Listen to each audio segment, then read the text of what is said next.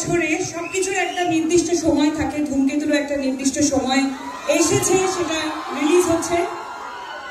R specially about me and দেব, আমরা দুজনে কখনোই এফার্ট দিইনি আমাদের জুটিটাকে বাঁচিয়ে রাখার, কিন্তু আমাদের জুটিটা বেঁচে থেকেছে তোমাদের ভালোবাসায়, তোমাদের অনুভূতিতে।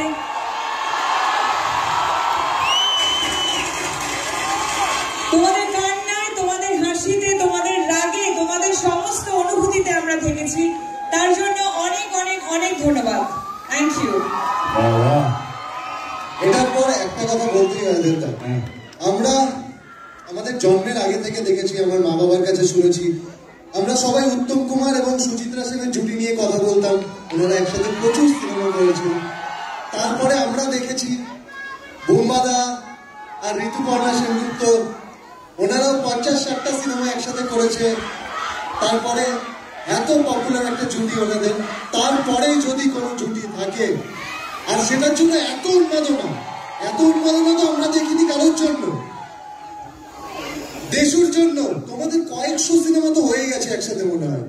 না, অনেক 4টে ছবি হয়েছে। কি বলছো? 4টে না 5টা। আমি জাস্ট দেখছিলাম তোমার মনে আছে কিনা। আসলে 5টা না, 6টা। ধূমকেতুকে ভুলে যাও। Oh yes. তুমি যেখানেই থাকো, যত বড়ই হও না কেন, ধূমকেতু তোমাকে কোথাও ছাড়বে না।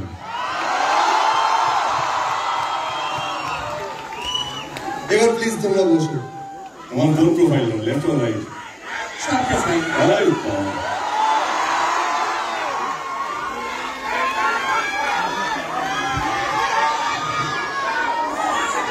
অডিয়েন্স এত শান্ত কেন?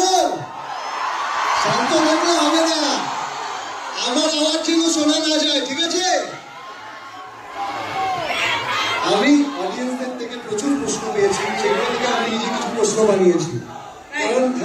কারণ দেবদা, আমি তোমার